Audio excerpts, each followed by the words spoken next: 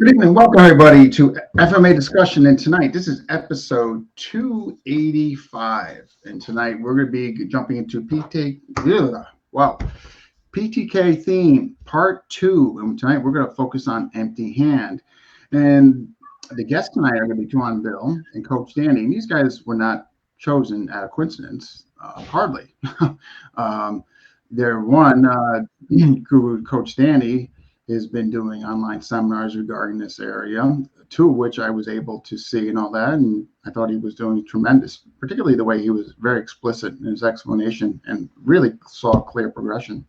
Tuhon Bill, no secret, has incredibly elaborate write-up, very thorough and all that. So again, not a coincidence. FMA discussion does not do things by coincidence.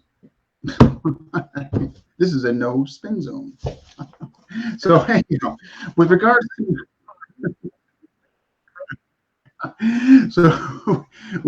this, I find PTK empty hand very elaborate. I could tell you from KI, when I do the theme, the empty hand, it's there, but it's not really like a whole, big system. Matter of fact, they tell you, we'll take Western boxing, which you can't argue and all that. Abenir Khalis, very Silat. That's really the big difference between Abenir Khalis and KI, is that there's a Silat portion to Abenir and all that. So again, back to PTK, this is why I want to cover it. I find it very extensive and big. It's somewhat like the ensemble blend.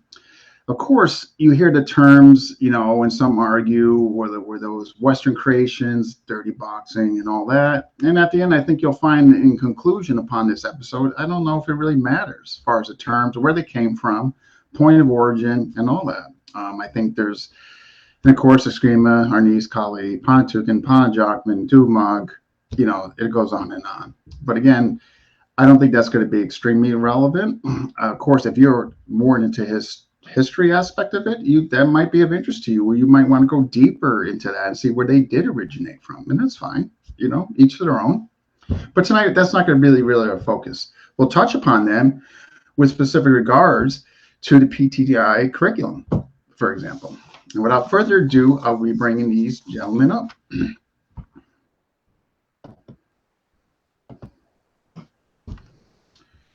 Good evening. Thank you guys for jumping in on this and agreeing to do this. How are you guys doing? Good evening. You guys hear me? Hi there. Yes, I can hear you, Dean. Perfect. Okay. Good. Again, I appreciate it. I think this is going to be a great episode where folks really get to see how extensive the PTI curriculum is with specific regards to empty hand and all that. So many of these questions are going to be directed at both of you. So we'll kind of go back and forth and all that. And there will be a couple of questions that be more specific to each one of you.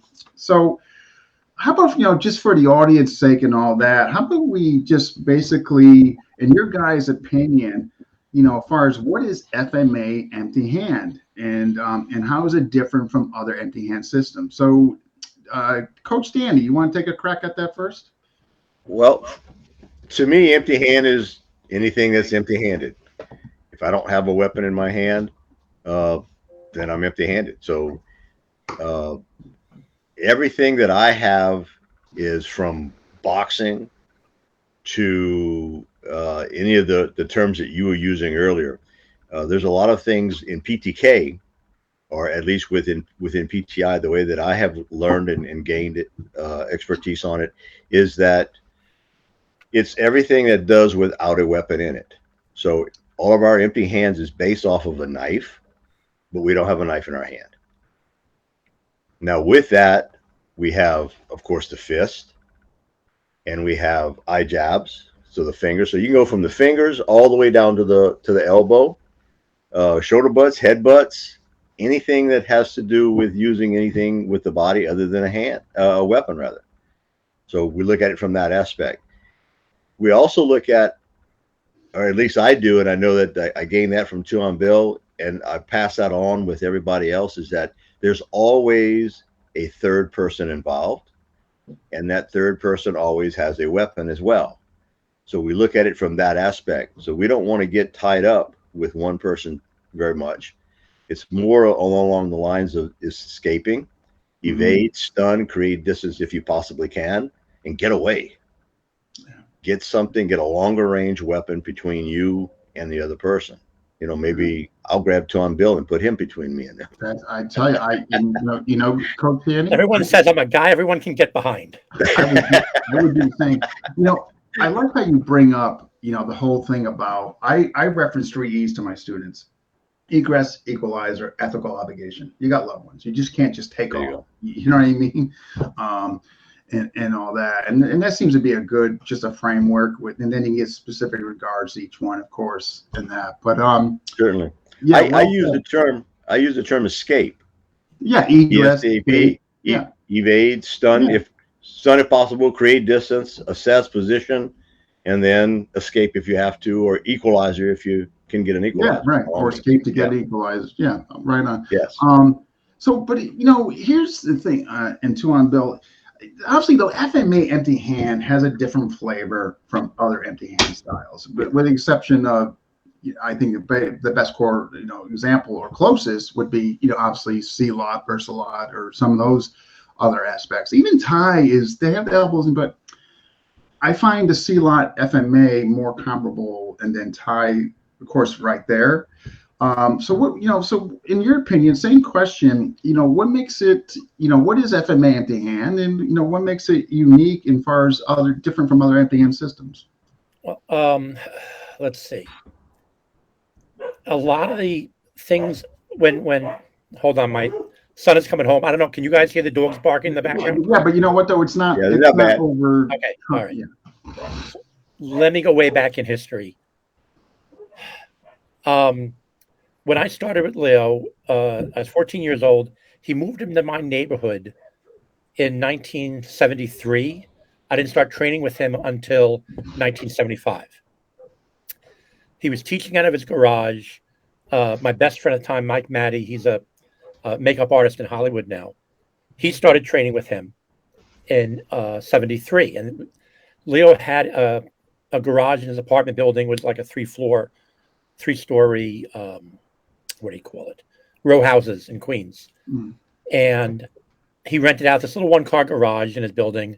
And the guys would pay $2 a week or $2 a class. I forget. I couldn't afford it back then. And he was teaching basic kickboxing. What I saw, it looked like basic kickboxing. When I started to train with him, and he would tell you how to do things, though, it was boxing, but things were modified a lot. For instance, if he threw a cross, it wasn't straight in. If this is the jaw, it would go into the jaw at an angle. So you'd hit the jaw and try to knock the guy's head down, and the secondary target was the chest, right? If he threw a hook, you're trying to turn the head. If he threw an uppercut, you're trying to go like a 45-degree uppercut into the plexus, or you were hitting the head and then follow through with an elbow. It was like what we call today dirty boxing, but he just said this is kickboxing. The kicks, we learned like the roundhouse kick was with the shin, like Thai boxing was doing it. And remember, in the early 70s, Thai boxing was not well known in the United States. Big karate era, so. Yeah, he told me this is how his grandfather taught him empty hand fighting. And the principle was you don't want to destroy your hand. You don't want to destroy your legs. You look at our kicks, and our kicks are low-line kicks. Some of it is done deliberately. Like we have things called cut kicks. It's different than I know other arts have things called cut kicks. But you can see this is deliberately done with the shoe on. And Leo said back they used to go and take nails and put them in the corners of the soles, or they'd put a blade in the tip of to take a rubber sole, like a crepe sole, cut it, and glue a small blade in there. So the kicks were low-line kicks. They were very specific combat kicks. They were dirty. It was a lot of dirty fighting, what we would consider these days dirty fighting. But for them, it was just survival fighting. When I became an officer many years later, and you see it was either 20 or 25%. We used to get, when I was working at the Court Academy, we used to get the officer incident report from NYPD's academy. We're friends who trade stuff back and forth. And it was either 20 or 25% of officer injuries on during a resisting arrest charge. We had assault on an officer, and this is in the 90s, early 90s, late 80s. That involved the broken right hand of the police officer. Mm. And what was happening was the officer punched the guy in the head, breaking his hand, right? So a lot of the stuff that he started with in just, he said, kickboxing, made sense for someone who might have to hold a weapon in their hand. That's why they're doing it. The bolo punch from the early 1900s was a hammer fist. Let me see my fist come by slowly. And the idea was it was like you're moving a bolo. And you got to think the Filipinos must have introduced that into Western boxing. Oh my gosh, the early Pinoys in a fight, punch, bolo uppercut. Yeah, it's a bolo. It's not a I've heard it termed that way later, but the idea is it was the movement came from like cutting with a bolo. And don't forget, the early 1900s is when the United States first took possession of the Philippines from Spain. And there was anyway. Dan Inosanto gives a really good history on that, and there's a lot of things he brings in that really makes a lot of sense. Like if you look at a speed bear drill, where you're hitting with hammer fists and different cutting fist knuckles and things, does not make a lot of sense for a sport that's punching with the front of the knuckles. It makes a whole lot of sense if you're hitting with a hammer fist. It's a raking, right? Yeah. So I don't want to go too off on a tangent, but the one thing we were discussing yesterday is you got to be really careful when you go to someplace. When an American goes to studies Philippine martial arts, you have to understand it's not. Oh well, I heard in the Philippines this technique is called this. Well, it's called that in your teacher's part of the province, of that particular province. Right. There's, I don't know, I forget how many, 700 islands, or am I thinking of Indonesia? Some crazy amount. 70 islands. And, how many dialects and how many dialects, and within an island, there's multiple dialects in the bigger islands. So, you really have to take things with a grain of salt on, there's a lot of controversy. There's going to be a lot of controversy. We didn't do that. I didn't learn that from my teacher this way. That's one guy in a very big martial art. Yeah. It's like saying, I don't like Asian food. Freaking many countries and how many cuisines. Yeah, right. That's it's pretty broad. What is Asian? Cuisines are in China alone. And when I went to India, they tell me the same thing in India. You go, there's multiple cuisines all over the place. So, you got to take things with a grain of salt. Don't be too hard-headed, guys. Don't be too stubborn. There's a tendency of human beings. The first time they hear about something, they think that's the only way it's done, or that's from their first teacher, and that is right. That's what my teacher told me. So that's correct. Yeah. One of the things that I've always looked at with the empty hand versions is how do I protect my hands? Between the difference between boxing and Muay Thai and Silat is they wrap their hands. Even bare knuckle boxing today, they wrap their hands. They don't have gloves on, but they still have wraps. And so that helps protect the hand. So when we go back and look at, this is a weapons-based art, if I'm using a blade and I'm doing an uppercut with a blade, which of the knuckles that are leading? The two bigger knuckles. When I'm thrusting with a blade, which are the ones that are leading? The two bigger knuckles. And that's the ones that we're striking with. So for the most part, we're versus trying to hit with the two lower knuckles. Yeah, the pinky, which is what's on the right hand to the head, which are breaking. And we got, you guys are already. We got folks here already. We got Miguel from California, Brian Rodriguez, hi guys, Brian Canada, Gimme, Chris Locava, and all that. So, folks, yes, if you're watching, please tell us where you're watching from. Smash that like button. We've just gotten started.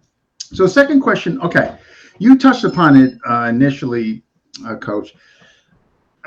many systems make a direct correlation. Well, what you can do with a weapon, you can do with empty hand, and all that. And some have mixed feelings on that, what have you, and all that. So let's who just won last? All right, Twin Bill. Let's have you take credit, and then we'll get Coach Sandy's input. So again, direct translation from weapon to empty hand. You hear that? That's like the big thing in FMA, and I don't have a dog in the fight. I think there's definitely some translation. I see that. Is it all directly translatable? Probably not. This is the way I explain it. You're translating, you're trying to get to a certain goal, but you're not translating word for word literally because grammar changes. If I want to say, this is my house, this is a house. I want to go to Danny's house.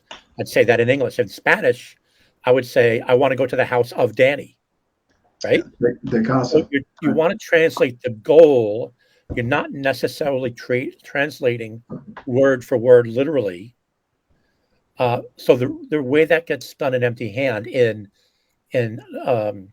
double stick upper 8, I think Dan, correct me if I'm wrong, Asanto Blend calls it up heaven 6.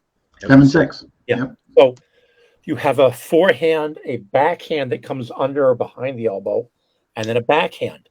Correct. Yeah. You don't want to do that with short weapons like knife or empty hand. You can do it with translating it into the goal. So the guy's guard is up here. I can hit his forehand out of the way. I can hit his guard out of the way with my forehand. I can hammer him with a backhand, and I can hit him with a forehand. That's a translation of the goal, not a translation of the movement.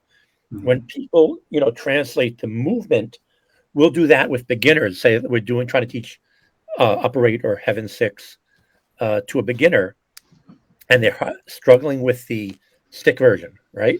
Which is perfectly normal. If you're used to driving with the steering wheel on the left-hand side of the car, you get to England, you got to drive it on the right side of the car, you're going to have a problem. Either one works. That would be me. But if you have to translate it, you have a problem, right? So just tried it as an adult. Mm-hmm. So a lot of times what we do when we're teaching that double stick form to a beginner is, okay, if you're having trouble, okay, put the sticks down, do it empty hand and just play patty cake with it. So they get the gross motion. You're not going to fight like that. No. You know what I'm saying? Can you see the problem? Because you don't have the reach with that backhand when it comes behind you here. Do you see? Yeah, I don't know how much width you guys can see on. No, I was able to see it. But what I would say is that I see a big problem as I go around the world teaching seminars is that, and one of the reasons I really try to get people to have the seminar instructors film it, videotape it, video it, record it, and watch the details.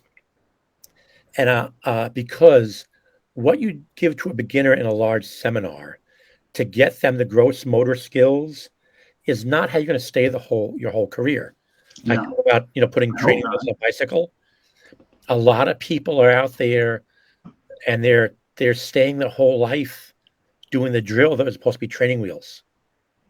That's the biggest problem I see in FMA, everything, but probably more so in empty hand, is people are doing training wheels drills. And once you get the balance and know how to ride a bike, you're supposed to take the training wheels off. Interesting. That's a good observation, especially in a seminar format. And then they take that as like that, hey, this is the material. They go back to their students, and that's kind of where it stops. That's a big problem when I see people only learn at seminars. That's why. Just real quick, that's why one of the reasons my videos are so cheap. That you see it's $1,000, $2,000, $3,000. That's to keep people who aren't authorized to buy the seminar videos. If you're authorized, you get a code. Seminar videos are $20. I want people to have this information, and I want them to do it correctly. Yeah. So I used to, when I was young, I used to be a stickler for getting, if there was a set of 12 in a form, doing that 12 all day at a seminar, and sometimes I went 12 hours at a seminar. Go to dinner, come back with the advanced guys, and just keep going all night till midnight and they're falling asleep, but I had to get 12 done. I was very hard. Now I'll do 3 or 4. 2 o'clock in the morning. Yeah. Now I'll do 3 or 4. If we get to a minimum of 3 done in a full day seminar, I'm happy, because I want them to understand the techniques, the mechanics. Why were you doing it this way? Alternate versions, counters, recounters, da, da, da. So if they can understand 3 techniques out of a set of 12 in depth, they can go back to the video and look look at alternatives if they want, and look at the full set. So my wife told me don't talk too long, Bill. No. How would you answer that question? So one of the things that I see, which you had brought up in the seminar format, and is especially in highly attended seminars, is space. And so when space is a commodity, what do we do with people? They quit moving. And so they end up learning the technique without any footwork or any real crowded. They just want to bunch them in there and then they continue to train it without footwork. And that's the biggest thing that I see. Yeah, that's a good the lines of attack may be the same or very similar, but your footwork and your body mechanics are going to be different. And that's the major things that you can poke somebody pretty easy with very little pressure. You can slash someone pretty easy with a sharp edged weapon, but you can't knock them out really easy. So you have to generate a lot more power. So the body mechanics is considerably different. Yeah, no, well said. And okay, we're for each, and this is for both of you. Coach Dan, we'll have you start. When you get students in, like, where do you start with on your empty hand work? You start with entries? Footwork. Footwork before the entries. I start my students off with footwork first. Okay. Every class begins with footwork, and it doesn't matter which martial art class I'm teaching. Every single class that I teach begins with footwork. If you can't move your feet, for footwork, what are you talking about? If you can't move your feet, you can't move your body. If you can't move your body, then you can't have good body mechanics. So that's number 1 is footwork. From there, starting them on empty hand work is tempering, getting used to being hit in different areas of their body. And then we work on them defending getting hit. The number 1 thing to me that I see with so many people is that they work their offense, then they work their defense last. And the last place you want to learn how to get hit is out on the street when someone first hits you. And so I start them early on working their defenses versus getting touched. Okay. Yes. I like that. Okay. Yes. My students will tell you, you're going to get hits. You're going to get kicked. I mean, I think there's a value, long as it's done in gradual increments. Oh yeah, no, we don't beat anybody up. You do. Yeah. We don't beat anybody up. We bring them up. No. I know it's from watching, witnessing your 2 seminars there. I definitely saw the progression which you do and you adhere to. So it makes sense that obviously you're doing that in a progressive manner too, as far as them getting used to getting touched and what have you. And cardio is very, very important. I don't care what martial art you're in. I don't care if you're working on just defense, self-defense. If you can't go 30 seconds, you're going to be that gas tank empty, man. You're going to be in a bind. So I'm really big on cardio, getting people, in fighting shape. Not that I want them to fight by any means, but even when the adrenaline dump hits, if your cardiovascular system can't handle it, you're not going to be able to handle it. Period. No. And not only that, out there where you have, you're dealing with anxiety, stress, and all that, which is going to be more taxing on the body. So if your cardio is already questionable, that's going to even be a bigger issue, when something out there occurs. Tuhon, Bill, same question. Are you similar to Coach Danny as far as where you start your students to get them acclimated? Yeah, it's tough for me because I don't have a regular school anymore. The what you see in the beginning tertia course outline is basically the sequence of when I learn things. So it starts with tempering and kickboxing. But the way Leo learned it was 3 years of footwork, supposed to be 1 year, and then starting single stick into the single stick A through Z. That program is used when you have a child in your own household and you have plenty of time. You start him traditionally at 7 years old, and he shouldn't get into a lethal life or death situation for many, many years. Two reasons I start with empty hand in our curriculum, although I don't get to follow the curriculum that often because I'm doing seminars at other people's schools. But two reasons I have that curriculum is, one, you're probably going to, at least I had a lot of people come into the class when I was first teaching at a regular school in Manhattan. I didn't have this problem in Texas, is they've never been in a fight. And I would tell people, okay, throw a jab and throw a rear hand punch, or, throw a cross and they throw a hook, So you have to get the nomenclature down.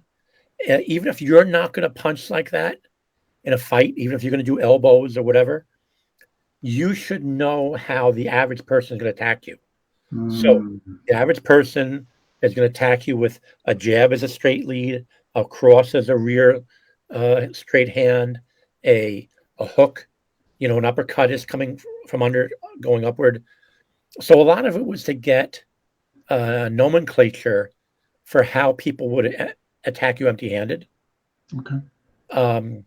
I have sometimes thought, if I had a commercial school again and was teaching, let's say 5 days a week, Monday would be all empty hand, it would be all solo baston for the beginners or later, double A for Wednesday, and then the other thing I was thinking of would be, if I had a class going together, okay, we'd start like the way Leo learned, all the solo baston and solo weapons A through Z, then double A, then spotted dagger, then knife, then hand, go in that sequencing.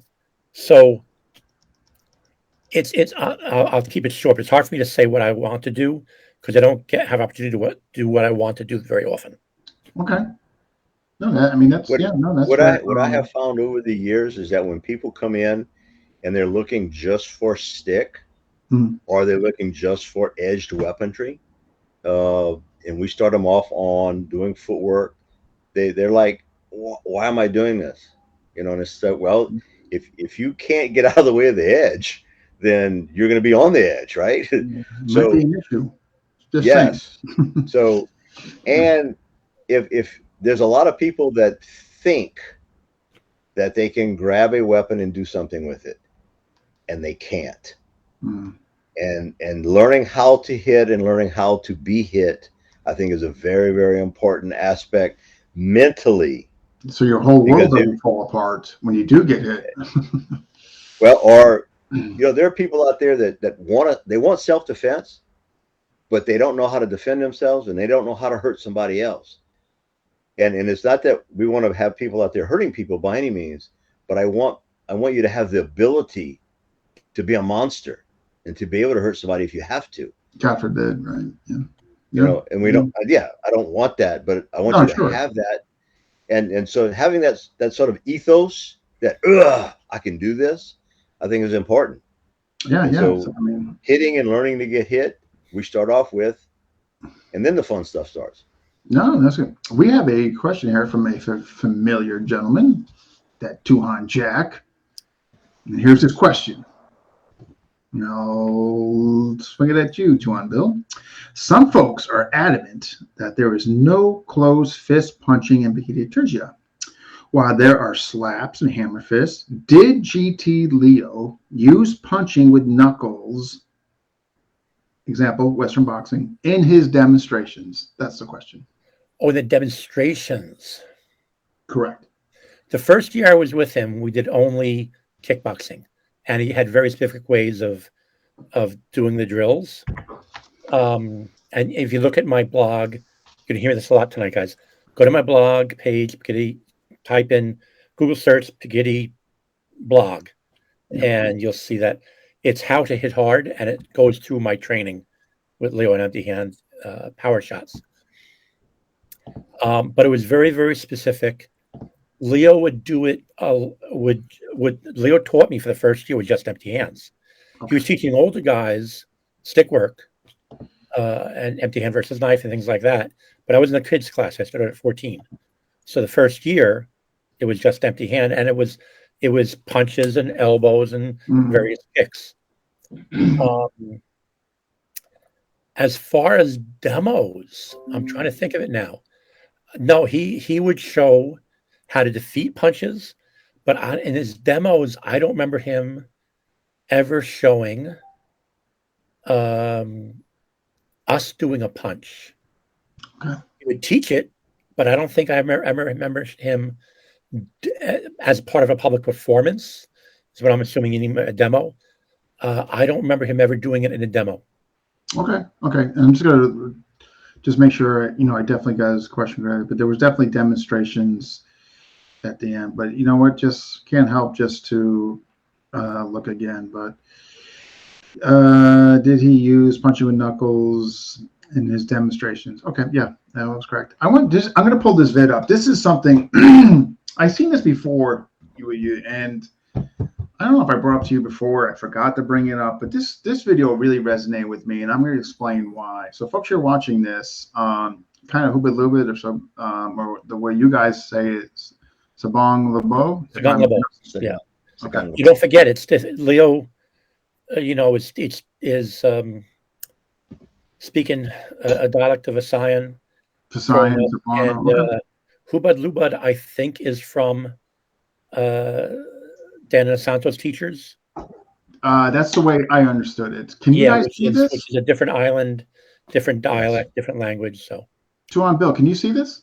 Yes, I can see. Lower right is me and Eric. So before I show it, folks are watching. The way I learned Hubad Lubid from, and I was a direct, my first instructorship under Anasano Blend, more the V-neck lineage, was lift, clear, hit, inside, here to here, or slap, there, hit. Okay, 3 beats. However, we were mostly, and I have this, and I'm not, no fault on anybody, but our footwork was very small, triangular steps here, there, boom, there, like that. You definitely moved. So I don't want to get the people the wrong idea that you didn't move. However, not like this. And this really resonated with me. And I want to just, after I show it, I want to know why nobody else is doing this. So folks, check this out. Trading punches back and forth. It's easier to trade crosses. So it does a cross, I parry. Inside parry, outside parry, inside parry. And notice that I am not moving his arm, I'm getting around his arm. And then I charge it. 1, 2, 3. He punches me. 1, 2, 3. 1, 2, 3. These are physiological placeholders for other movements. Later on, it goes across, and I'm going to go 1, 2 with his hammer on his arm. 3 is picking up, and I charge through that. Maneuver space hammer fist. That really resonated with me. But you need that placeholder, because if you start busting each other ahead of time, it really makes the day a long day. Right? Then the next step I gave you was he does a jab and a cross, which goes to the outside. So it goes to the jab, 1, 2, 3, and then it goes across, 1, 2, 3, jab, and then cross, right? The outside. Right. Then when through, he does jab, and I throw a jab to the arm. So it's the first beat at 1 beat, 2 movements. And then the second beat, I carry this down. And third, I'll take out the scapular or something from there. Okay? So come to the other hand. I jab. So it's parry and I jab, but 1 beat, parry outside. Notice I did not move his arm to get around. So Tuhon, here's my question before we go. My concern always when I learned this directly under the Anasano umbrella through V-neck lineage, it always concerned me that, and I put a helmet on and I wasn't very successful. I would pick off the jab, the cross, because the movements were still keeping my center mass within the punches. So my question is, when I look at your version of doing it, it makes sense. I'm getting around, so when the second punch comes, not only do I have distance, I have time and more decision making. Time, distance, decision making. Why is not more folks doing what you're doing with regards to that without getting negative, I guess, for the other community? What you have to remember is in that seminar video, I'm showing a many years of progression of the different. We would do like with this particular video, this technique. We would do it the first time I learned it empty hand, and it was just a simple parry. We always had footwork meditation. I get the impression that we emphasize more footwork earlier than some other Philippine martial arts.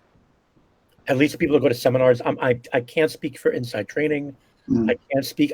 What I see as I go around teaching is Terrell tends to emphasize more footwork earlier. And there's also a difference between how the head instructor does it. Very often they have more and better footwork than the student. You expect that better footwork. But as you go down the line in terms of people who just learned at seminars, there's, like Dan was saying, less and less footwork involved. Sometimes that's, you get a big group and you don't have a lot of time, and close quarters, you don't have a ton to do footwork. Big seminar formats. Yeah.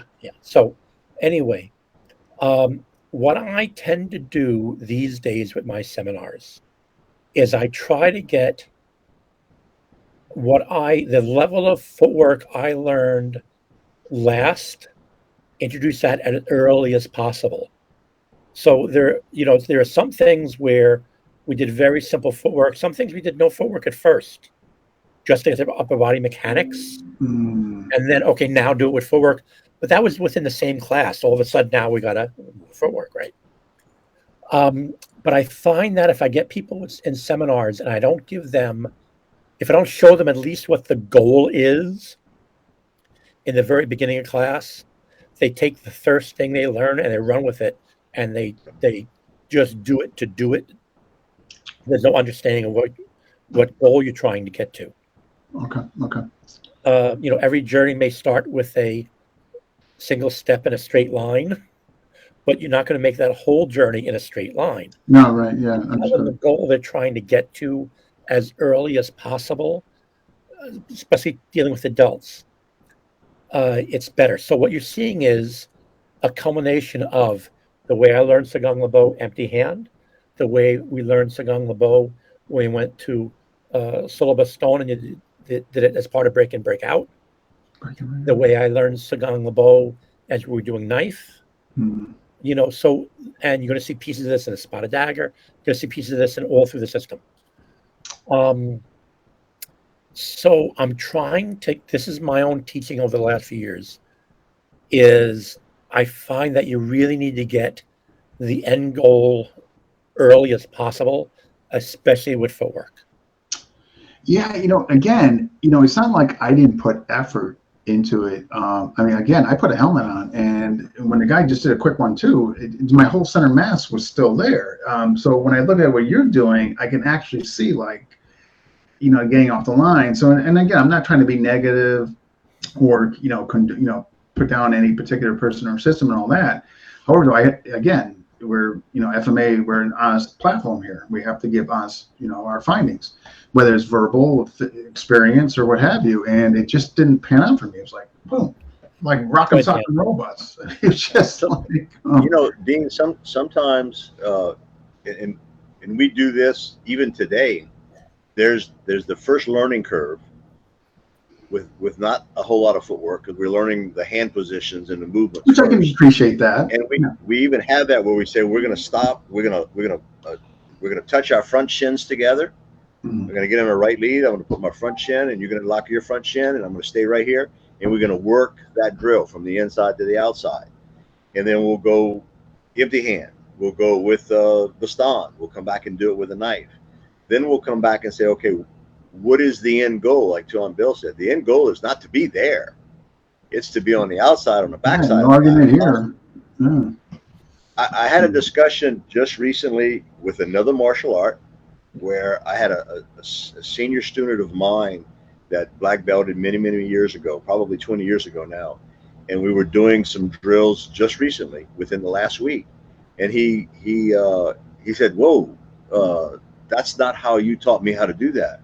And I said, I know. I changed that several years ago. Well, why? I said, because I got hit. Yeah, And I got tired of getting hit. And I said, I'm not going to do it that way anymore. The core is still there. The principle is still there.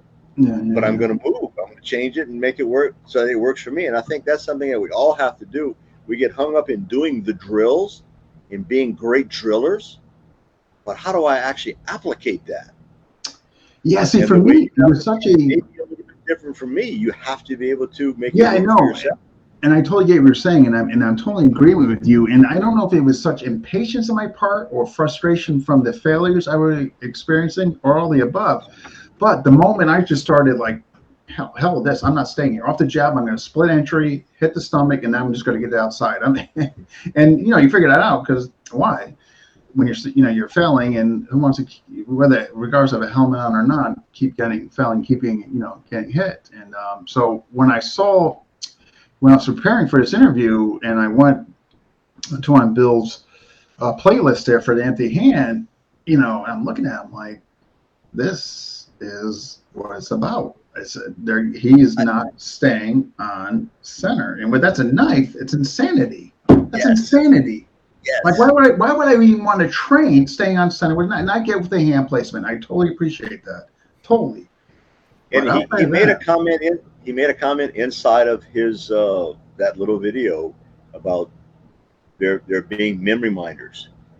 There are points or reference points that you're getting to that are there to remind you, oh, this is what I'm really supposed to be doing here. Mm-hmm. In the flow, you may not be doing it, especially when we're just flowing back and forth. Correct. But you have to understand that when I get to this point, this is where I should be entering, or this is where I should be finishing, or getting out, or whatever, repositioning, right? Or yes. Yeah. No argument. Tuhon, Bill, am I way off base here, or here's the problem that everyone has when you're teaching any physical thing, and human beings learn in two ways. When you're a child, you learn through comparisons.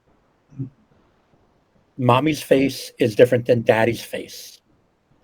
And you don't know why as a baby, but mommy's face is different than daddy's face.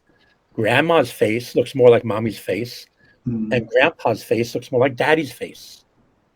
Aunt Mary looks different than Uncle Joe, right? So that's how infants learn. They did a computer AI training program where they flashed pictures of male and female human faces at a computer, and they were simply labeled male and female. And the smarter the computer, the lower the number of pictures they needed to show before the computer could predict what was a male and what was a female. That's how children learn. Adults learn through theories. If you were learning an animal species, the males have this kind of coloration. They have horns that go this way. The females have a different color, and their horns go that way. And maybe the males have a tuft on the top of the head, and maybe the females have a tuft on the side, whatever, right? So human beings, a male face, the brow ridge is heavy, the eyes are more deep set, protruding Adam's apple, facial hair, heavier jaw. A lot of this was to absorb force in a fight. That most mammal species have fighting between males over breeding rights to females, and that's part of why the structure is like that. Part of it, we're going out and hunting. We hear about hunter-gatherer societies.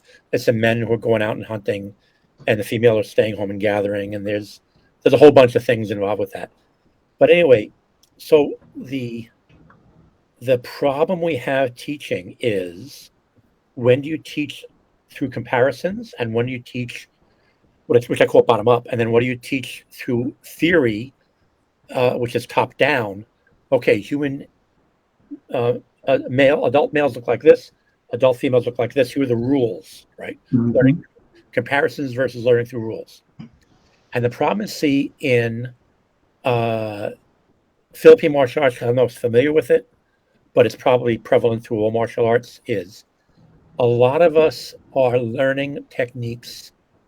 The way we learn techniques are designed to be taught to children, to start as children when you have a lot of time to teach in a small family group, and you're trying to teach the same way at a big seminar with a bunch of strangers. So a lot of things, and then a lot of, with not only a big group of strangers, but a big group of strangers come to you at various skill levels and ages, or backgrounds and what have you, backgrounds and whatnot. So Yeah. I'm trying to do, the older I get, the more and more I try to do both. I try to say, okay, and I got this idea from a communications course that my job sent me through when I was becoming a firearms instructor, is what you want to do in the beginning of the course is you're going to do three things. You're going to start the course telling them what you're going to teach them. They're going to spend the majority of time teaching the technique. And at the end, you review, okay, guys, this is what I've taught you. So Leo spent the first 3 years of training, 6 through 9 years old, doing just footwork. He found out years later it's supposed to be just 1 year of footwork. And the reason for that was, one, it makes your footwork better, but two, when you pick up a stick as a kid and you swing that stick 1,000 times or whatever, you're going to get blisters in your hand. You don't want to complain about the blisters. Grandpa doesn't want to hear it, or dad doesn't want to hear it, depending who's training you. But Leo was very patient, and he waited till 9, and he was like, his grandmother about to give him a bath in a wash tub, and he sees grandfather, great uncle's training. He took the bucket and threw it on the water on the grandfather. You're going to train me now. And grandfather, suppressing a smile, okay, we'll train you now. And that's when he was sit in front of a tree and do 12 attacks. You know, one per month. You're sitting there, I don't know how many hours per day. You're going to have a 9-year-old boy do it. But, you know, you're going to hit this tree at these targets for a whole month. You only get in one set, 12 techniques, right? And the next month, you go to the next set. And after that, you go to the next set. So if you tell a little kid, I'm going to give you 144 techniques, it's too much. Yeah. Why? Overload. Yeah. So, and then Leo also learned, there's a reason I'm saying this, guys, have patience. Leo also learned in the stick work, once he got the weapons, it was A through Z, one weapon at a time. So solo was one thing when he got A through Z, and solo, stone, and sword. Then he went to double A through Z of all that technique, and a spotted dagger, etc. Right? Last thing was empty hands. He could not teach that way in the U.S. because one, could you imagine somebody in the U.S. spending a year of just footwork? They're not going to train with you. Yeah, I don't think you're financially you're going to do incredibly well, but yeah, everyone, except for me, I was in the kids class. Except for that kids class in his garage, when he went out and started teaching me the tertia fully in the public, in a commercial environment, it was adults. 9 times out of 10 they had prior martial arts experience. Yeah. So and 90% of the time they asked for knife work. So you couldn't do that progression that he learned. So he basically did, to a certain extent, all the A levels of all the technique categories, then all the B level, the C level. We did start single stick, and got it to 64 attacks.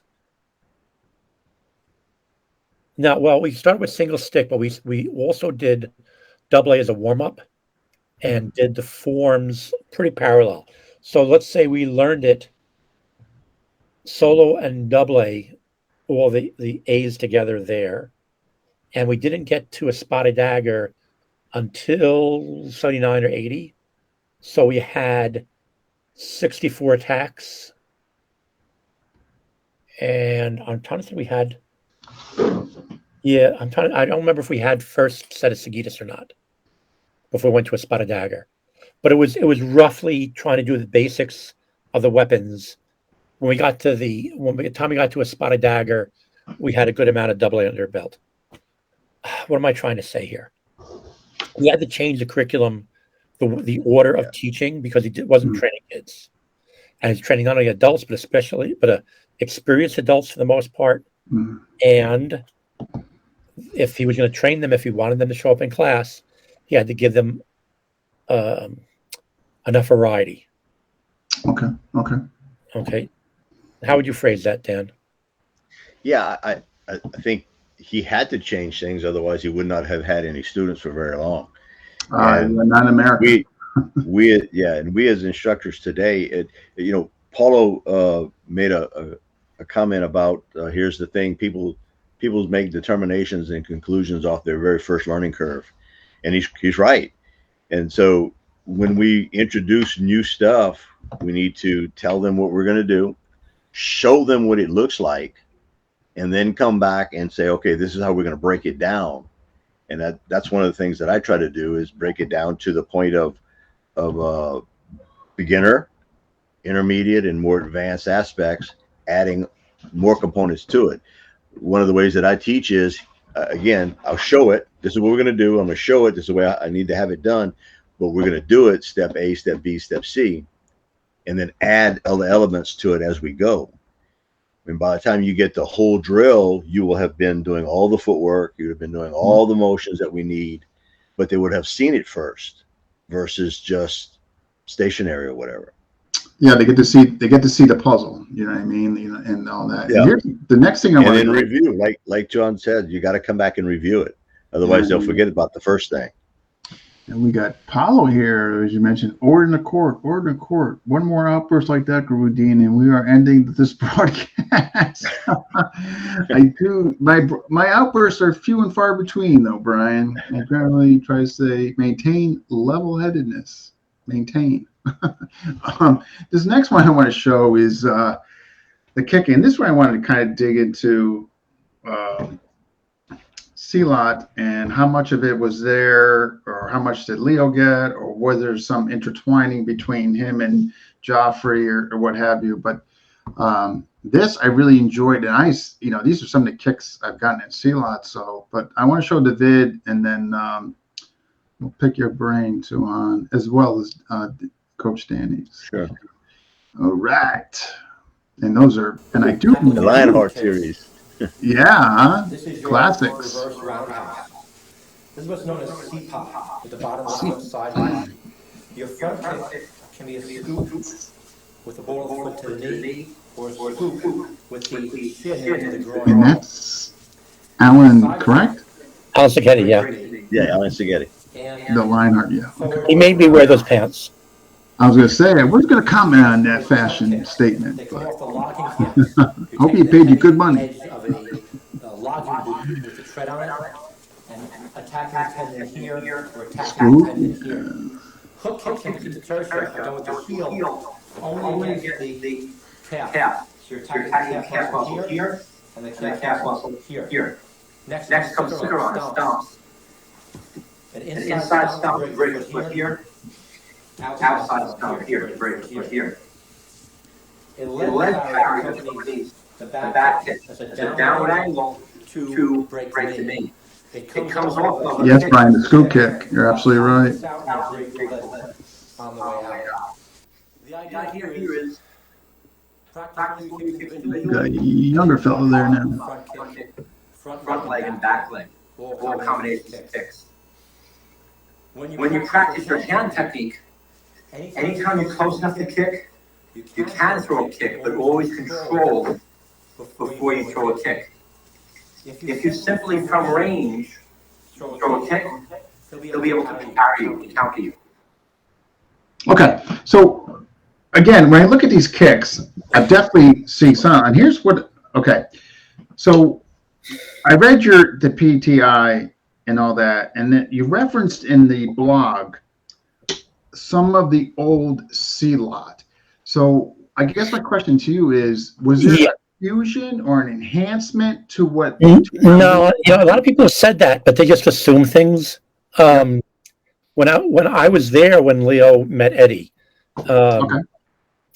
we were doing a demonstration in Manhattan. I want to say the World Trade Center probably was in those days, and June of '78, I think it was. And Eddie came in because he heard that he was looking for Philippine martial arts. He heard it was good, wanted to see it. Eddie was there for sometime before that in the United States. And he wanted to see it. And he met Leo. It came up to him after the demo. I really liked that. And Leo invited him back to his house. I remember I went and then he sent me away. No, Bill, you can't stay here. Just not going to want to show stuff in front of you. We can talk freely if you. So I went back home around the corner, and so Leo and Eddie told me the next day. He was like, "Oh, he's crazy. We're under the table fighting and doing that." Leo had learned some Mastika Quintan Silat back in, I think it was the 60s, when he was traveling around doing different things. Oh, so pre-Joffrey, obviously. Okay. Yeah, which is also Indonesian, but I forget which section. Okay. But they used to go and do Silat slow motion sparring. It looked like two cats stalking each other in a circle, right? And they would hold an opening, and the guy would attack and counterattack. But I did not see anything that Leo added to the system from interaction with Eddie. What they would do very often have competitions. Okay. Leo, do you have this? Oh yeah, we have that. It's like this, and he would show something from me to Tertia. For instance, this triple parry, right? In it, Silat, that I forget which part. Eddie had like 5 or 6 different types of Silat he learned, but they did that in Silat, and I think they did it in more than one style of Silat. It was a common parry in a lot of Silat styles. It's a common parry in a lot of Indonesian empty hand sections of their style as well. And Leo even told me, he said, yeah, he thinks it's pretty common. And he related to trade routes. The Srivasine and Majapahit empires, there's an underlying similarities. And I think the theory is anytime you see a similarity between two different arts, that probably goes way, way back to more of the roots of the art. So he even told me that triple parry, he met in a guy, a Coptic Christian from Egypt, who would do it with the thumb sticking up and use just a parry. And what they said was that was an empty hand version. It's like a drill empty hand, so the government couldn't see what they were doing. But it was actually a knife technique, and they were coming against someone's wrist with their knife. But he said everyone in that trade route seems to have this parry. So who got it first, I don't know. But there was, at the time, the things that Eddie did were very separate than the things Leo did. Anything that was similar, we do it like this. We do it too, but we do it like this. It was a little different, had a slightly different flavor when Leo did it. And it was always in the system. I can't remember anything that Leo, like you could say, okay, put this in the system from Eddie, because I was learning from Leo first. Right. Okay. And I was also, when Eddie came in, at the school, I was also learning with Eddie, and I was training simultaneously into both of them, and you could really see the difference, with how they would do it. And I would just say, if they both did something similar, it was similar, was not exact, and you could see the Indonesian flavor of that technique, and you could see the Philippine flavor of that technique. They both had rice, but Indonesian food is a lot spicier than the Philippine food. Right. I don't know if that's a great analogy, but they might both have rice, but No, it's just interesting. Like, and I get what you're saying. It's not like, Leo got that stuff and he got it from Joffrey and then incorporated into, PTK. It sounds like he obviously had some background in that. And Eddie Joffrey, they meet, they're gelling because they have more in common than differences. And it looks like they're playing off each other. And that's really where I wanted to get to, because obviously I don't know. But I wanted maybe to hear your opinion on that as well as the audience. And that's kind of remarkable that, GT obviously had that unique aspect to his empty hand, which further makes me appreciate the PTK empty hand. So I'm glad I went there. Remember, I don't know how unique it is. 3,000 years ago. Attack of Doom. I don't know how unique that is, because I trained with Paul Herman Sawanda back. First time I trained with him was in '92. in You're Dallas. doing the tiger.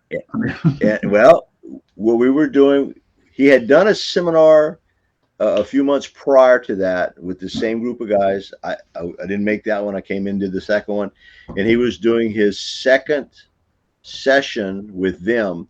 The first session he did 16 jurus. The second session he was doing the following 16 jurus. There were 32 different jurus. I didn't even know what a juru was, but it's a little mini drill. And we were doing the basically Sagang Labo, or out of Wing Chun, Pak Ton, Pak Hit. And I was just getting into Pikiti Tertiary at that time, so I really didn't have a whole lot, but I had a strong background in Wing Chun. And when I went in and started doing the drills, he was like, wow, how long have you been doing Silat? And I said, well, this is the first time I've ever seen it, sir. And he's, well, you mean you don't have the first 16 jurus? I said, no, I don't even know what a juru is. And he laughed, and he said, well, we played around a little bit, did a couple of little things, and he said, man, hey, your Silat's awesome.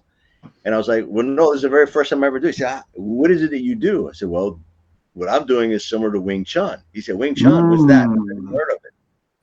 So it's still body mechanics, and it's still hand motion. And I think that it's something, Wing Chun came from southern China, which is in the lower part of that corner over there. They only move so many ways. All those trade routes moving around, humans interact with humans. And I think there's a lot of crossover that happens. Here's a little bit of Indonesian history that Eddie told me. One of the styles he did was called Lakampat four-stepping. I think they called it sometime Pangyang, from Pangyang village. I'm probably pronouncing that wrong. It's been a long time. But he said we used to walk a circle. We start off in a square, and we're sidestepping, playing mirror image with each other, and then step around each other and go and then go off into a circle or octagon, decagon, whatever, and you'd walk around and stalk each other and cross the diameter and do locks and counter locks, right? Okay. And there was a lot of scaping locks by Footwork. And he told me that system originally came from China around 800 AD. Some Chinese people escaped a war and came to Indonesia, and it was the merchants and the people who immigrated from China who taught this particular. He said, I know it comes from a style of Kung Fu. I don't know which one. But Tuhon, did he mention the Fujian province? Was that? Did he mention the Fujian province, the southern province? No, he did not. But I found out many years later, it looks very similar to, let's say, primitive Bagua. A very simple. I mean, Bagua has a lot more stuff in that system, but that the whole flavor of it, the walking the circle, this and that, a lot of it comes from Bagua. The reason why I asked you that question about, because a lot from don't quote me on this, but uprising, or they had to flee, many of them from the Fujian province, somewhat to Mindanao. That's how karate got into Okinawa, right? Karate is, or the whole Kutao and all that the way. It's fascinating though, and I agree with you. I mean, there had to be obviously some, from through trade or what have you, and all that. The next area I would like to dive in with you guys is Dumog. So when you teach it, and this is for both of you, whoever wants to go first. I lost count as far as who's next, sorry. But when you guys teach it, are you teaching it more from a edge weapon perspective, as far as the grappling, where you're controlling, but you're not two hands, where you can still monitor and all that? Is that your kind of, from control to locking? Is that your guys' approach? Well, I'll give it a little bit, and then I want Dan to go on, because he's got a lot of experience with a lot more grappling arts. Yeah, and I do have a particular question for Dan. I did not hear the term Dumog until Leo moved back to the Philippines in 1990. And then he said he was studying with some old men over there who specialized in Philippine wrestling. Dumog. Okay. Yeah, exactly. Yeah. But he did have grappling in the art. And the first way we learned it was as counters to, if you're stuck empty hand and you're going to attack the guy with a weapon, knife disarms, locking, joint breaking, etc., against stick, against this, right? Sword. And so it came to us under the context of you don't have a weapon, the guy's attacking you, you don't have your weapon out for yet. So you would do a hit to stun and then do a lock. Or if it blade reversals, disarms, things of that nature. So as empty hand, you'd rather not do something empty hand, but if you're stuck, against the guy with the weapon, this is how you might control that weapon arm. Go ahead, Dan. Okay. Dan, I want you to answer the same question, but in addition to that, Coach Dan, Dumog in the Philippines now seems to be an umbrella term. And what I mean by that specifically is that, and I evidenced this by some guests I've had, and I asked this gentleman, and he agreed to it. Now, I'm not saying all of them are using it as an umbrella term, but a few that are. And what I mean by that is they're taking any wrestling, Greco, BJJ, and they're putting it in use, and they're using the generic term of Dumog. And I've seen guys doing guard and calling it Dumog, and I had a guest on it, and I just was honest and flat asked him, and he said they're using that term. And so my question to you, besides the first question I asked Tuhon Bill, is, do you also, in your curriculum, teach your students, do you throw everything in there and kind of use that also as an umbrella term? The reason why I'm asking you that is because I know you do BJJ training. Right. I don't use the term Dumog at all. Okay. We're either doing standing grappling or we're doing ground grappling. Ground grappling. And I use it just simply that term. Why? Because I speak English, and that's plain and simple. Personally, most of the stuff that I have seen, and again, I don't want to talk down on any other art or anything, but most of what I have seen as far as for the groundwork in FMA is very low level, and for the most part, is going to get somebody hurt. And I think that's why they're incorporating other stuff to. I think they're trying to, yeah. I think they're trying to, and there's nothing wrong with that. And you got to experiment and you got to play with it by all means. No, I think unfortunately, I think that they're trying to reinvent the wheel in many cases, and there's a wheel that's already so good out there. Yeah, there's really good wrestling based and jiu-jitsu based stuff that works very, very well and is very, very effective. Within Pikita Tertia now, the counters that we have for knife work standing work very well on the ground if you understand groundwork. That's if you don't understand groundwork, you're going to get hurt badly. Groundwork. Yes. And so I don't try to reinvent the wheel. I take what I have out of BJJ and out of wrestling, out of combat submission wrestling, and we use that with a knife involved, and we go from there. I'm not trying to reinvent something. This works already, guys, so I go with that. And then my emphasis, for the most part, and I think Tuhon Bill's the same way, is the last place in the world I want to be with an edge weapon is on the ground. No, I know. No argument here. I want to escape. I want to get away from that guy. And get a longer range weapon between me and them. Yeah.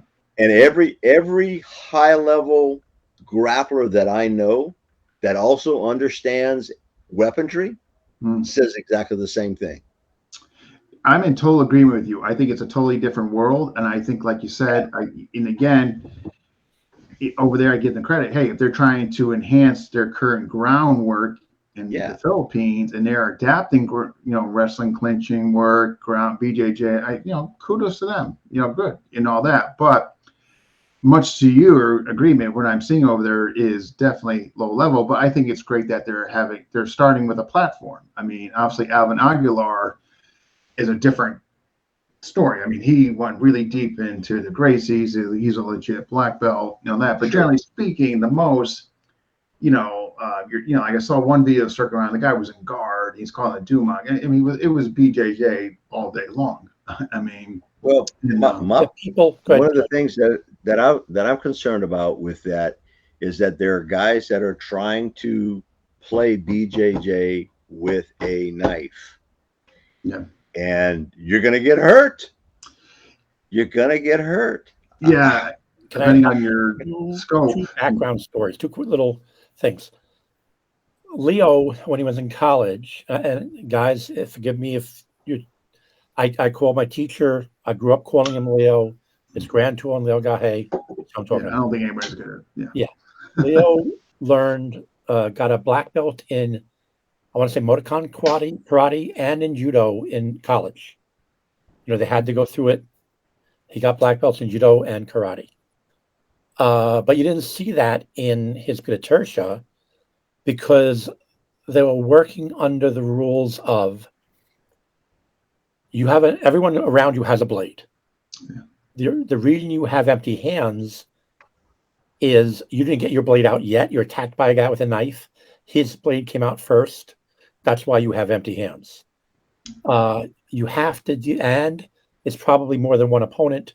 Where's bad guy number 2? He's got a knife. So Leo could have put a lot of, we were talking about BJJ, and they call it jiu-jitsu, but really, Dan, correct me if I'm wrong, it's basically judo specializing in the ground. Yes. It's not exactly Japanese jiu-jitsu. It's a different animal. That was a lot of that was the samurai art. If you lost your sword in battle, what would work against an armed opponent, and you are armored and have empty hands. So anyway, Leo had judo. He had a black belt in judo. You don't see judo techniques or judo style of doing things in the Pitatersha empty hands or empty hands versus weapon because you are dealing with a guy with a weapon and you're worried about bad guy number 2. There's a lot of good grappling techniques that you do not see in classic Pitatersha because we're fighting in that environment. And that's why I never put grappling in there, in terms of outside grappling, of ground fighting. I mean, there's other sources on the ground. It's very limited in Pitatersha. Mm-hmm. And it's basically what will work against a guy with a knife. Mm-hmm. That's our environment working in. That's your scope. I get it. Okay. Yeah. So there's plenty of people out there now who are, if you want to learn how to swim, go to a fish. Don't go to a bird. Unless it's bigger. If I could build on what Tom Bill said, in PTI, one of the things that's really prevalent to us for it to be a technique within PTI is that it has to work against multiple opponents, and it has to work against multiple opponents with weapons. And all of a sudden, even high level jiu-jitsu guys, high level wrestlers will tell you they don't want to wrestle with 2 or 3 people on the ground. You can't do it. I haven't run that. I don't care how good you are. Yeah. So when we put that in as one of our prerequisites to be techniques for Pitatersha, all of a sudden that eliminates us. We go to the ground only because we've taken down to the ground. Or we've got control of the guy as we take him down to the ground. Yeah. We've already got he's already in control. We're not just going to go down. Yeah. Want to go there. It's like 2 guys. Two guys who have impressed me with their integration of stick work and grappling are Jared Wahangi and Eric. Eric Nausch, yes, but more so Mark Denny because they actually went into really. Yeah, you got to throw Bert in there too. Teach him how to swim. They went to the BJJ guys. Yeah. No. They've integrated it well because they're fighting and they have a better understanding of the rule sets they're dealing with. Law enforcement and military. Mark is mostly in the arena of Dog Brothers fights, but he's really expanded on. It's gotten a lot bigger since it first started. Yeah, but they're guys who have went outside to outside experts and had proper training with outside experts and put it back into the cauldron of arts and say, okay, what works inside this cooking pot in the environment we're in? one quick example of a reverse engineering that. Pediatricia, we would train never go straight line, straight or back. When I taught a class with air marshals, that's all they got to do. If you're on an airplane, You in an aisle. going back. Yeah, unless you're jumping over seats, right? Yeah. So, you have to modify things for the environment people are in. Yeah, no, You have to which is modify it good. intelligently and get the, go to the experts in that field and show them, okay, this is the environment we're working in. What can you do? And the joints work, the elbows work the same all over the world, but you have to deal with weapons. You have to deal with secondary opponents. Do you have to deal with, a variety of issues that are not the same all over the world? Yeah, right. Which the segue. When you're on the ground, and I can poke you like this, that doesn't hurt you very much. But if I have a blade in my hand, I can bury it mighty deep into you. Oh yeah. It's and I can sit there and punch you, and that may be aggravating, but it doesn't hurt you. Yeah. But I am thrusting deeply into your body. Yeah. And that changes the game drastically. And the scary thing about that is I've heard multiple times people got into fights, started off an empty hand fight. The guy pulled the blade, which the victim did not see. He thought it was just another punch in the stomach. And all of a sudden he's punching, he's getting hit, and he looks over and the guy has a bloody knife in his hand. Read that. They did not know they got stabbed until they saw the bloody knife. It's very hard to distinguish an empty hand punch in the body and a knife stab to the body while the adrenaline's up in the heat of battle. No, I read that and heard that. Yeah, and just back to before I segue into the next area, the whole thing with BJJ, it's obviously I love it and all that. Been doing it for a number of years, but when it comes to when you get a pure BJJ guy and you throw the knife in there, it's kind of ugly for them because their whole focus is on submission. And while they're trying to get that submission, they're getting freaking. I can't tell you how many I've killed in that arena. And then, it's so strange. There's still that hesitancy to even look or adapt that into their training. And when you look at the sport aspect of BJJ, very resistant. And the focus on a certain specific environment. I mean, if you're, you have to give everyone what they need. I kind of associate being a certain type of martial arts instructor being a doctor. Yeah. People come to you with a sickness, an illness. I have a cold. I have a broken leg. I have bleeding on this arm. You're going to treat a bleeding arm differently than a broken arm. Yeah. 100%. So your job is to make them better, and your job is to give them what they need. Yeah, assuming they're open. You're honest. Your job is to give them what they need. They're open to or accepting it, open to it. There are people that just want to do competition, and that's fine. There's nothing wrong with that. Yeah. I'm talking about I was with a group of guys I was with a group of guys this past weekend. That's their thing is competition, and that's cool. Yeah, we were doing other things on the side, and in discussion with some of the stuff. I brought up a few things and he was like, oh yeah, we don't do that. That's not. And so it's when they turn around and they say, we're teaching you good self-defense. Well, you're teaching some good self-defense. You're not teaching across the board. You're not teaching the whole gamut of self-defense. Yeah, exactly. Yeah. 100%. And that's my issue. It's like, if you're going to preach, you're teaching self-defense. Are you incorporating the what ifs, if somebody draws and all that? And but I'll give a little word of advice as an older martial arts instructor who's been teaching for a very, very long time to a great variety of people. Not only is it morally wrong to tell someone you're not incorrectly what you're teaching, but you know what, guys? It doesn't make financial sense. Yeah. You will do better financially over the long term if you are honest with people and say, I teach this. It covers this to this, and it does not cover X, Y, and Z. If you want to do that, you're better off going over there.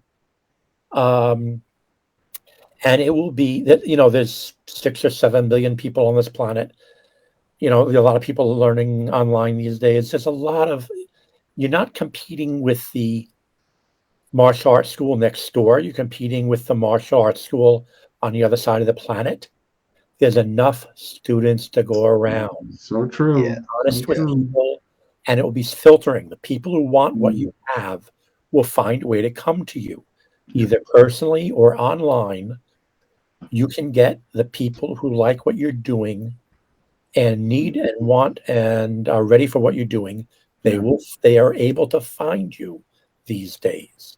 There's no need to lie. There's no need to exaggerate. It hurts you in the long run to do so. Be honest, be upfront, lay your cards out on the table. And, there's enough people on this planet. They're looking for martial art that teaches G and F. And if you teach G and F, they will find you. You get a reputation for teaching A and B. People who want A and B will find you. If you teach P and Q, the people who want P and Q will find you. Yeah. Be honest. It's not only good for them, it's good for you. Well said. No, I totally agree, especially when you get into the arena of your teaching, knife and I don't want to jump off subject here, but you've claimed that you've tested everything and all that, and you're teaching it and you haven't, but that's a whole nother, I don't want to get off track, but I do want to go into, and this is for both of you, how do you tailor your empty hand training pending clientele? Coach Danny, I'll start with you. Excellent. Well, the first thing that I do is with anybody is find out, why do you want to train? What is the purpose for training, and what is your outcome that you want? And from there, how much time do we have? If I'm going to have somebody in a classroom setting, more than likely I'm going to have them in a longer period of time than I'm going to have someone doing private stuff. If someone wants something specific, I'll do that privately with them, and then I'll try to meet their needs and their goals within the time frame that we have. So that's A, number one, is who am I teaching, why am I teaching them, and how much time do I have to teach them? That's going to be first, and then we go from there. That's the predicator. How much time do I have to teach you? Yeah, no, I well answered. Thank you. Tuhon, Bill, same question for you. How do I adjust empty hand teaching? I For clientele. clientele. I'm sorry, go ahead. Yeah, so the same question for Coach Danny. So how do you, let me just find it here, bear with me. How do you tailor your teaching of FMA empty hand pending clientele? Okay, two kind of pathways there. One is teaching law enforcement. And then like in our academy classes, we had a higher percentage of it was empty hand, because we had these guys back when I was training 6 to 8 weeks. And, the right before lunch was an hour of physical training, and we did a lot empty hand technique. And then we were teaching basic boxing. We were teaching elbows, knees. I tried teaching front kick and round kick. A lot of people could not do the round kick. Ended up with the front kick was the only kick they got. Yeah, and to me, I grew up with it. It was like the easiest thing in the world. Yeah. A lot of people. I even had a sergeant who became my lieutenant years later, who broke his toe kicking the heavy bag. A shin kick.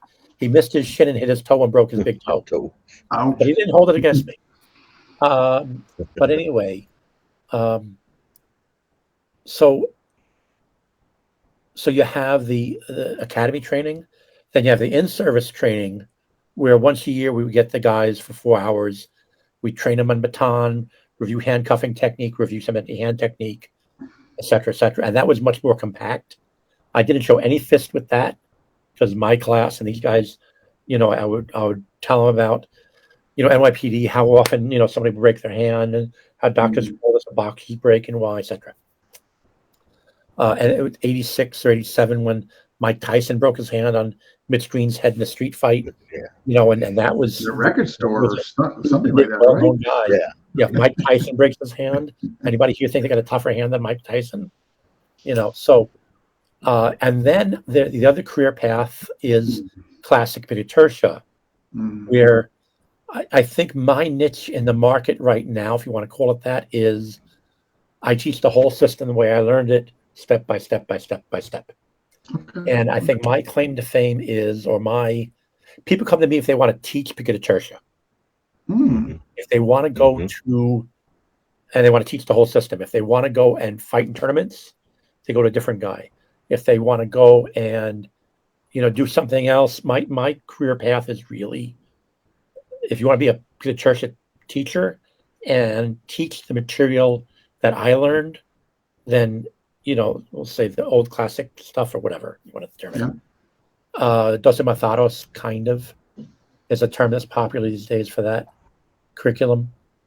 So I would teach that path. I would teach, the Abecedario de Mano as a very specific thing. I would teach Spaghetti de Mano as a very specific thing. And it comes in the rank structure at the times I learned it, not the times Leo learned it, or the sequencing Leo learned it, because he learned all the empty hand stuff last. So as you kind of see, it's a little bit bookended the way he learned it. He learned the solo baston abecedario first, and one of the last things he learned was the abecedario, the empty hand abecedario de mano. It's the same things, but empty hand version of it. Pretty learned last. Okay. Yeah. Where I did not get that in the sequence. I got the empty hand abecedario before I got the Bikini de Mano. And I got the first set of solo baston abecedario years before I got all the other sets. Although Leo would demo first and second set a lot in the 80s. How did I get on this subject? So it depends on the career path. Like Dan said, how much time you have with the student and what do they want and need. I think it was well answered by both of you. What they need, how much time they got, and here's a question from Joe, and you each take a crack at it. Not really completely specific to empty hand, but a question nonetheless. Best advice for training for life? Coach Dan. Yeah. Dan, you're older than me. Go first. For life? That's the question. Take your time. Take your time. Take your time. Build slow. Get good fundamentals. Work. I use this term. Basics are for beginners. You get an overview of everything. You get a basic aspect of what's going on. That's for beginners. Fundamentals are forever. Once you have the fundamentals, then you can play with it all you want. You can change things. You can adjust things based upon you, but get good fundamentals first. And if you want to continue for life, have fun, enjoy the heck out of yourself with it and with the people that you're training with. Be selective on who you train with, especially as you age. And then train appropriately. We talk about train hard, but train smart. Well, as you age, being really fun being injured all the time. Oh yeah. All the injuries come back, Dean. They have all come back. Believe me, 9 knee operations, left hip replacement. Yeah. Oh, believe me. Yeah, I know. I'm sick of being injured. No more. I'm done. I'm done on the couch. I've had 4 surgeries in the last 4 years now, all major surgeries. Oh, I feel you. That was my life in the early 2000s. Yeah. ACL, PCL, MCL. It's just real fun.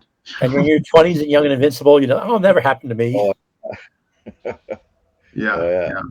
But that's it. Have fun and be enjoy yourself. That's the thing. You're not having fun. What the hell are you doing it for? Dan said something very, very, very important. There's a difference between basics and fundamentals. Basics are the training wheels. Fundamentals are the things you do that are core to all the techniques. Okay. You should not do training wheels techniques beyond the point you need them. Once they're not needed anymore, drop them. Unless you're teaching them. Fundamentals are the core element. It's like a foundation of a house. That you're going to see throughout all the techniques. That's the trunk of the tree on all the techniques. I'll give you an example, and I've heard stories like this from many, many, many experienced martial arts. Chris Malgiri is a JKD and MMA instructor. When I was doing seminars with him, he was in Detroit, and he was teaching the JKD section of a seminar that at a camp had got a lot of different instructors in there. And he would go out every morning and do a 45-minute run before camp started. And the hotel he was staying at was the Japanese Kenjutsu instructor was also staying there. And Chris would go out on his morning run, and there's a Kenjutsu instructor doing this vertical cut with a boken across the courtyard, back and forth, right? Taking a step, breathing. Right? And Chris would come back 45 minutes later, and it looks like he's still doing the same cut. Mm. So after the third or fourth day, he says, Sensei Ken, every time I go out, I see you doing this vertical cut. When I come back, you're doing am I just coming back as you coincidentally when you're doing a cycle, or are you just really practicing that over and over? I hear phone ringing, somebody. Yeah, that's my wife's phone. Oh, okay. So the teacher said, no, I'm just practicing that technique. In our art, this is our number one cut. Mm. I'm 67. I practice this every morning. I'm 67 years old. I've been practicing this art for 60 years. I think I'm finally beginning to understand the number one cut.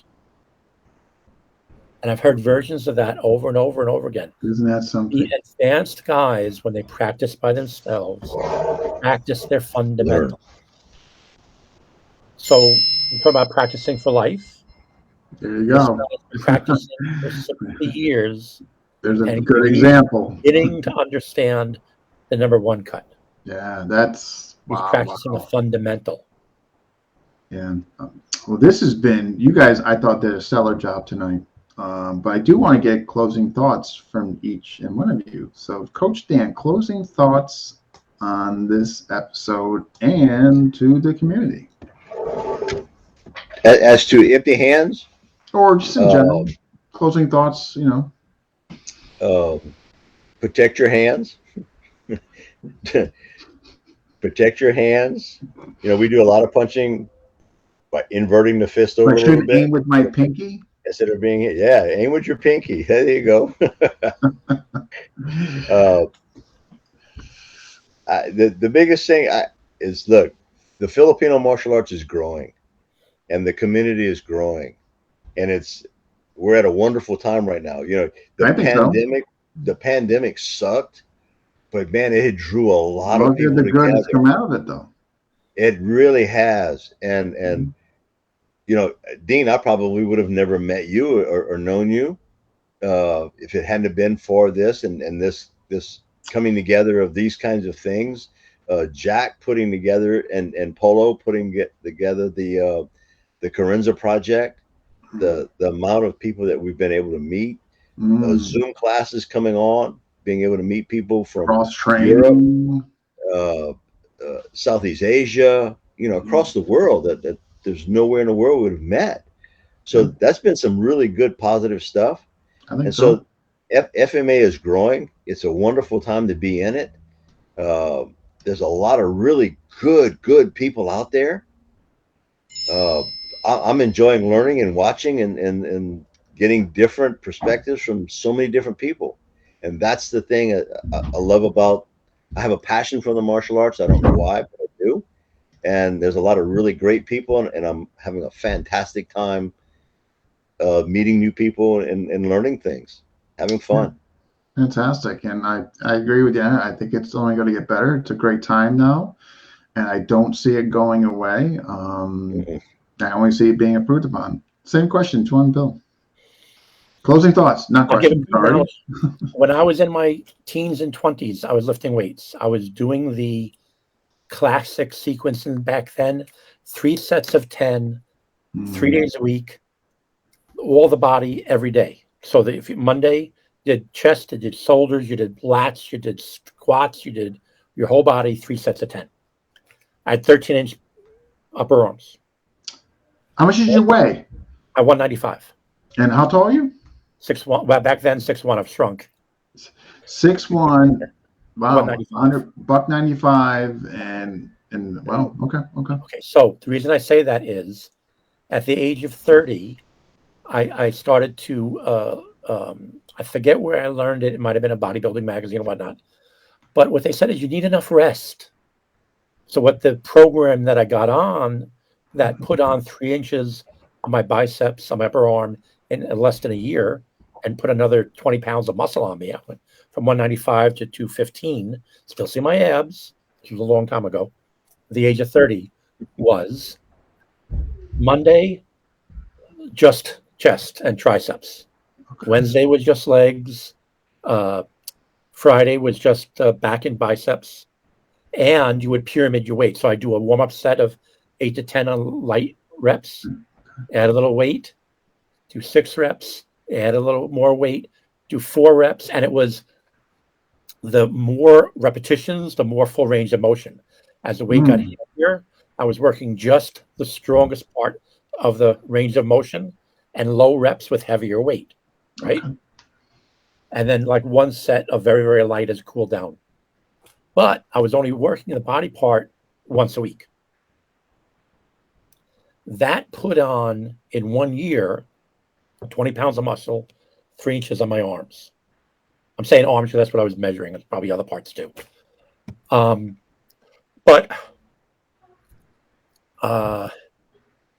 So train smart. All that effort I did when I was in my early 20s, a lot of it was wasted because I wasn't training correctly. A big part of that was that balance between giving your muscles time to rest and training smart. I remember when I was 16, I hurt my pectoral muscle because it's trying to lift as much as you can. And I got the bar off my chest. And I actually got a separation up here of the muscle ripped off the bone. Oh, man. Oh. I wasn't able to get as big a bench press as some of the other guys. I don't know, it was 225 or 250 was as much as I ever got on a bench press. And a lot of guys, my weight were a lot more than that. But I was when I instead of 5 years of weightlifting and staying the same size and weight, when I was hit 30 and got into a smarter program, in 1 year, I got more gains in terms of size than 5 years intense training when I was in my late teens, early 20s. And don't forget, late teens, early 20s is when you have the highest testosterone level, highest growth. Testosterone, yeah. Like what the bodybuilders do in their 30s with the artificial testosterone is trying to get back to the level of testosterone they had in their late teens, early 20s. Yeah. So, and just eating smart, I was having more protein and whatnot. But a lot of it was just being smarter about my training. It wasn't working harder, it was working smarter. Right. So that's what I would say. Go read my blogs, guys. I got a lot of stuff on my blogs. Yeah. Blog. It does. It'll come to me. I got a lot of stuff there in my blog. I'm sorry, guys. Recovery is important. But, I know recovery is important. Yeah. Yeah. Especially when you're getting older. I mean, yeah. It's, yeah. I know some older guys were recommending lift weights once a week and cycle through the different body parts through the month. So instead of once a week hitting chest, they were only hitting chest once a month. Interesting. Okay. Yeah. And so they would say Wednesday was their weightlifting day. They do chest first week of the month. They do legs the second week of the month. They do back third week of the month, and maybe forearms and calves the fourth week, whatever. But they were giving, because it was said every workout is a liver workout. Every workout is a workout for your body's recovery system. So it's instant, and that this was for guys over 40 or over 50. I forget the recommendation. But guys, you need enough rest, you need enough sleep, you need adequate nutrition, work smart. The older you get, the less your joints can recover from things. Don't be stubborn. Things like that. Yeah, no, appreciate both of you. I thought you guys did a stellar job tonight and covering empty hand with regards to the PTI curriculum and all that. So kudos to you and thank you both for the presentation. Thank you. Yeah. Sure, we won't be strangers. I'm sure you guys will be back at some time, shape, way, or form. I have a good feeling on that. I appreciate you both. Get deep blog. Yes. Folks, go to PTI blog. No, Kitty blog. What's that? Kitty blog. Okay. Kitty. Yeah. PEKITI blog. Just Google search that, and my blog will come up on the PTI website. And yeah, there's some great content on there. I was on there just today for preparing for this interview. So PTI camp coming up in August. Yes. Okay. That's the weekend in August. You'll find it 13, on the 14. seminars page. All right. And I will be in. I was going to bring it up after that. The Atlanta. Yeah, Atlanta, Georgia. First weekend in June with Tuhon's Wahangi and Radionato, right? Radionato. Right. And you get a 3-for with that one. And we're all concentrating on blade work. So that's another in the learning through comparisons idea. You're going to see an Italian opera singer, a German opera singer, and a Spanish opera singer. Let's say. There you go. You understand opera, right? Or you're getting a jazz musician, a classical musician, and a pop musician. You know what I'm saying? Yeah. So that's how you learn. It's nice to compare. Good analogy. Absolutely. First weekend in June. In Atlanta. Right. Well, thank you again, folks. Your Dan is online teaching seminars as well. Yep. Thank you. Yes, I am. Yes. And every Sunday. Every Sunday. And then well, no, I'm in 5 attacks right now. 5 attacks. Okay. I'm going through the PTI curriculum as much as I can online without a partner. So trying to work drills that they can do the material itself without a partner. So having fun with it. I will be in Houston and Cyprus Saturday though. I'll be doing a seminar Saturday in Cyprus with Jason Bug. Excellent. Right. If you're in, folks, if you're in by the Houston area. Yeah, absolutely. Check us out. I thank you, folks. Great job. Thank you, Dean. And I will be downloading this usual song and dance. Download it and post to you guys wall or send it to you via Messenger. And you guys, of course, share it where you like as well. Cool. All right, guys. Good evening. You take care. Bye. Good night. Thank you, Dean. Good night. Anytime. Thanks again, Dean. All right, John, Bill, you take care. All right, that wraps up 285. Who is next? Tomorrow, 2 o'clock. Perry Kelly, Black Belt Magazine. Really interesting guy. And that's going to be at 2 o'clock tomorrow afternoon. I'm looking forward to that one. Guy kind of underneath the radar, but really interesting background. Some neat things he's done. And so if you can, check that out, 2 p.m. Eastern time. Also, raffle, $10 a ticket. All going to the Ukrainian refugees. Some neat prizes on there. Okay. And you'll be helping out some folks who really need it during this time. And on that note, if you haven't already, please subscribe to FMA Discussion on YouTube, where all our monies received goes to charity. All right, folks, thank you for chiming in, and I'll see you tomorrow at 2.